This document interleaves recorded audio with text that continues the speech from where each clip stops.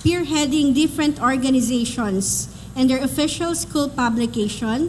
He graduated as valedictorian batch 2007 and received multiple recognitions on his academic performance and leadership from President Gloria Macapagal Arroyo, Senator Kiko Pangilinan, and Mayor Jejomar Binay. Passion, and finished his bachelor's degree in business management, major in operations here in STI College, Caloocan for batch 2015.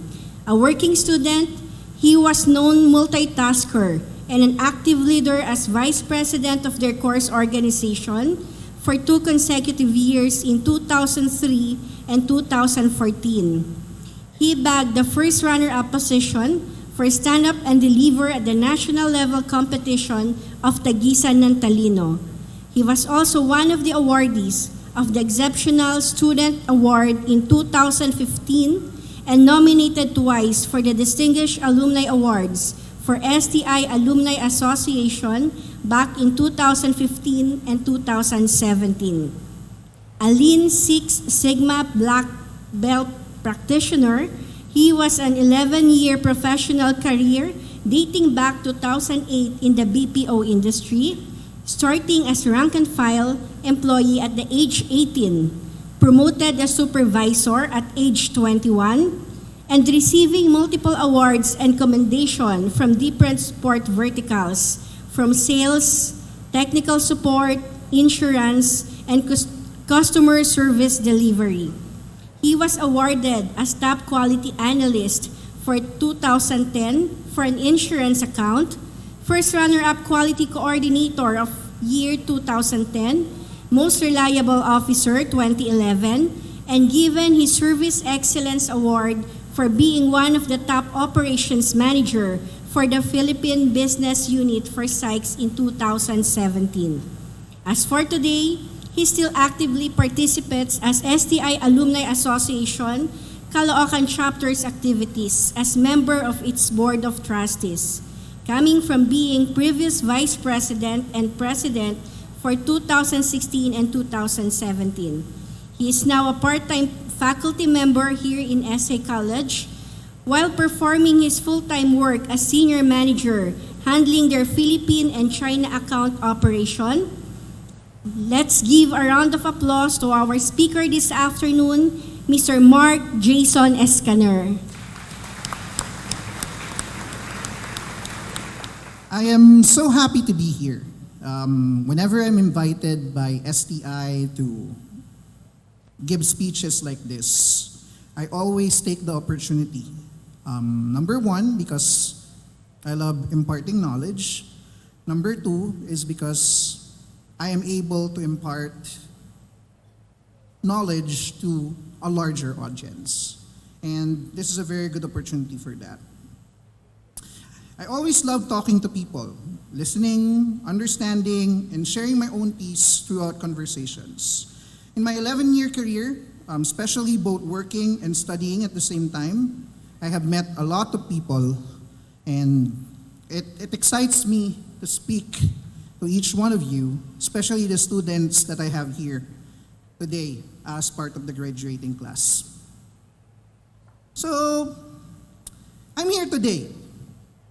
I wanted to tell you a story. You know, when I started being an instructor in STI, I always talk to students. It's always been my, if I would say, stress reliever, right?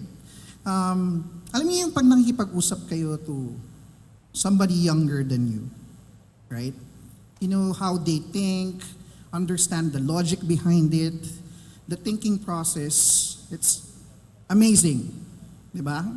You get different answers, and it's always different every time.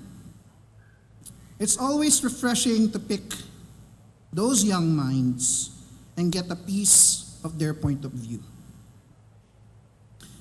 I try to compare. Paano mag-isip yung mga students today or the younger generation, how I thought before and how I think today. And as I was doing this, and again, thank you to STI Caloocan for giving me this opportunity, I did have some realizations, and I'm going to share that to you today in the hope of inspiring you, maybe, or simply just to give you something to think about. Something na iisipin nyo, di ba? Ang dami-dami nyo nang iniisip, dumadagdag pa ako. But, to share what I realized through those conversations, so there was this one student who asked me, I wouldn't mention the name, it's a girl, so there's this one topic which I really found interesting. So, ganito yung tanong niya. Sabi niya, "Sir, alam niyo po ba yung kataga ni Rizal, yung saying niya, the famous saying, what is that? Ang kabataan, ang pag-asa ng bayan." Right? Sabi niya, "What do you think of that? Ano sa tingin mo yung mararamdaman ni Rizal if he was alive today?" I was like, "Oh, what do you mean?" So sabi niya, kasi sir ganito sabi nila, yung kabataan daw ang pag-asa ng bayan. Pero hindi naman daw sila binibigyan ng chance i-voice out yung mga gusto nila at yung mga gusto ng kabataan gawin. So I responded back saying, "So what gave you that thought? Bakit mo naiisip yan?" Right? Care to share?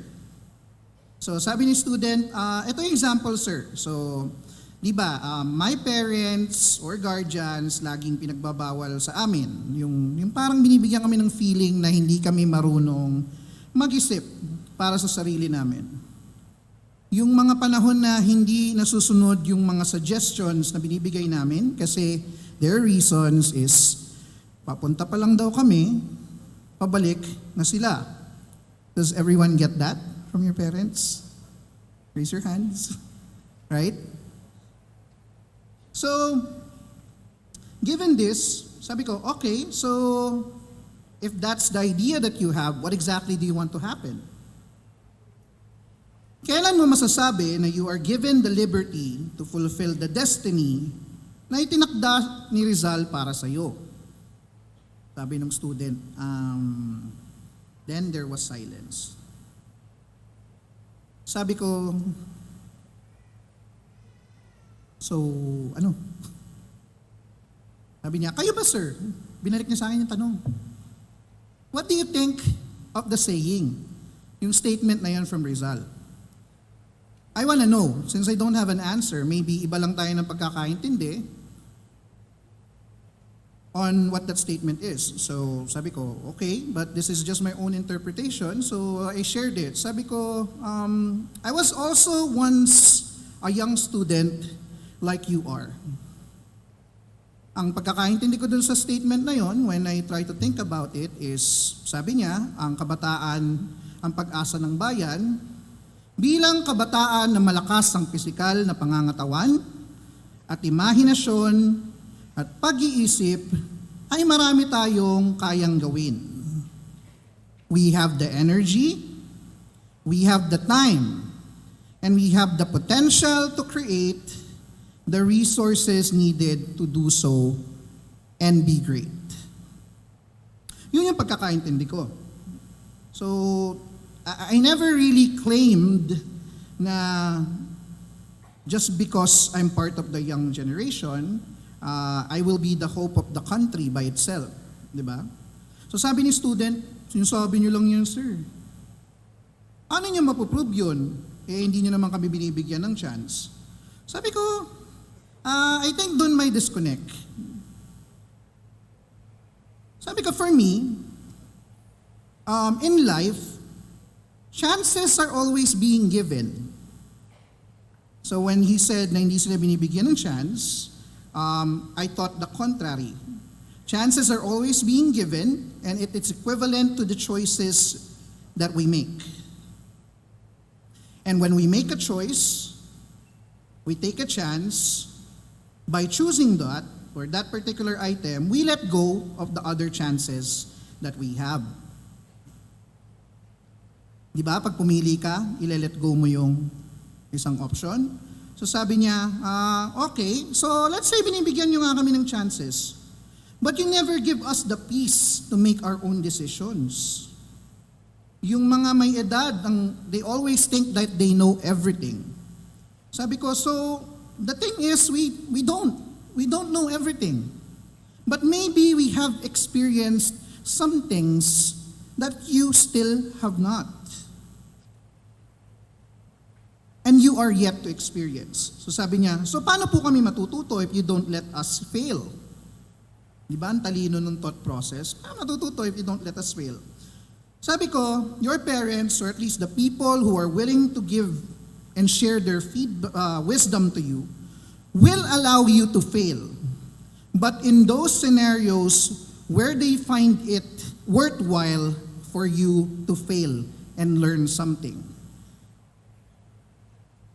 Hindi naman kami nandito as adults to just watch you fail for the things where we have already experienced. Kumbaga, if we already know that this particular action will create an outcome, and we know what happens after that, I mean, we would give you the wisdom. But then again, it is still up to you whether you would obey or not. The choice is always yours to make. Pero when you make the choice, you have to own 100% of the outcome of the choices you make. Sabi ko, maybe this would give a better analogy. There's another story na shinare si Rizal in his writings. Di ba sabi niya, yung mother niya nagkwento sa kanya on one night. Nagkwento sa kanya yung mother niya. The story about the gamo-gamo. Right? So sabi, what happened to the gamo-gamo? Sabi niya, sabi ng nanay, do not approach the bright light kasi you might get burned. That's the wisdom of the mother. What did the gamo-gamo do? Still went for it. Right? Lumapit pa rin siya.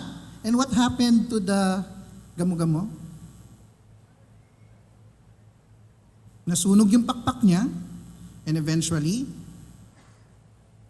died. That's the experience na sabi nyo, if we let you, I mean, you might die for it. And that's the wisdom that we're sharing to you. Sabi ng student, ganun pala yun. That's another way of looking at it. Sabi niya, sana sir, napapaliwanag sa amin yung mga ganyan, no? In another way. Sabi ko, well, that's just my interpretation of it. I mean, you could take it or you could leave it. That's the story nung usapan. So with that story, I want to share to you 4 realizations that I had from that conversation. Number 1, and especially with generation today, okay, I want this to point out and let this be my, sabi ko nga sa mga students ko, my last sermon to you guys bago kayo graduate. Number 1 is to comply before you complain. We, the young generation, I'm including myself, right? We think we're very smart. And we actually are. No doubt about that. We learn fast, we adapt to technology, we have the talent and potential. And that's the strength of this generation.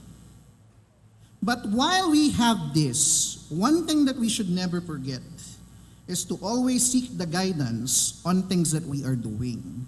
It might not always be into our favor that we agree on doing some things, but at least try it out first. And then, if you think there's a better way, suggest it. The problem with the generation today is that we complain too much. Pero pag tinatanong tayo if you have a better alternative, the way you want to do it, we don't offer anything. Do you know what that's called today? It's called ranting. Right? We just complain. We don't offer a solution. If you're not going to be part of the solution, at least do not add up to the problem. Siguro right now you think I'm also ranting in front of you, but this is a value you should bring paglabas nyo sa industry. Because this is another stage of your life, and mind you, I will not sugarcoat this for you. It's going to be a hard and tough world out there. Second point I want to emphasize today is the focus on the attitude and the value of the generation today. I'd like to impart to you this particular saying: do not overestimate what you can become and underestimate the effort needed to achieve a dream. Dreaming big and doing big are very different things. I get it, guys. We all want to be successful. Actually, there's a lot of people, I think, who already started ahead even before they graduated. We dream big. There's nothing wrong with that. But oftentimes, we dream too big early. We think everything happens in an instant, and we want instant gratification. One thing that we need to recognize is the fact that time and effort is needed to hone the skills and maturity you need so that when finally, pag na-achieve nyo yung dreams nyo, you can handle and keep it. Walang pinagkaiba yan sa pag-ibig. O yan ha, para mga relate kayo. Ganito yan, simple lang. Gusto mo ng forever pero ayaw mong paghirapan. Kaya mong umpisahan pero di mo kayang pangalagaan. Hindi porke sabi ni Rizal, yun na, okay na. Ako na ang itinakda, tapos i-claim nyo na agad. Claim nyo yung title nyo kahit wala naman kayong ginagawang makabuluhan for our society, or even worse, you might be adding to the problem we have today. And I'm not saying this for all. I'm just saying that's what we're seeing in the majority today. Third point that I'd like to share to you today with the story that I shared to you, you need to define a goal that defines you or that will define you. And sana wag kayo ma-pressure. Hindi nyo naman kailangan planuhin lahat ng steps, step 1 to 100, to arrive on the dream that you want. Sometimes, what you actually just need is a direction. Tapos move forward one step at a time. Napapansin niyo ba yung students today? Again, this is not all, not to generalize, but napapansin niyo ba students today, they don't study that much. And then you are here today, graduating, di ba? Okay, nothing against you guys. Tsaka yung mga nabuhay sa ninjutsu, diba? Mga copy ninja. Pero guys, I need you to realize it now. Habang di pa kayo lumalabas sa industry or pag-employed na kayo. And you need to realize this by yourself. Ano bang goal nyo when you were completing the academic requirements for graduation? Some students tell me, makagraduate po. And paano ka makakagraduate? You need to get passing marks for a subject. Yung kahit 3 lang po, ma'am, sir, pwede na. And how do you get passing grades? You get high scores or ratings with activities that you do in relation to your study. You know what's wrong there? The generation today get too fixated on getting those high scores to get the passing marks that they need to eventually complete the academic requirements just to be here and graduate. And yes, don't get me wrong, there's nothing wrong with you being here. But yes, you are here today, but I hope you get to realize that maybe, sana, before ka matulog at night, or at one point in your career, Tanungin mo yung sarili mo, ano ba natutunan ko sa school? What did I learn when STI was preparing me to be ready for real life? Nung tinapos ko tong course na to, what really have I gained? Did I become a better person? Did I gain the confidence while I was being readied by the school? We need a change in perspective, especially towards what we are after. Of course, kung ang goal mo is to get a high score, then you will just focus on getting a high score. And human, with the nature of wanting to survive, would go to the closest available resource that they need to get to para ma-achieve yun. Okay? So what if we change the perspective? What if the goal in getting education was to actually learn something? And that's the thing with education, guys. The goal should be to learn and being able to translate that learning into a capability that will help handle life and contribute in making society better.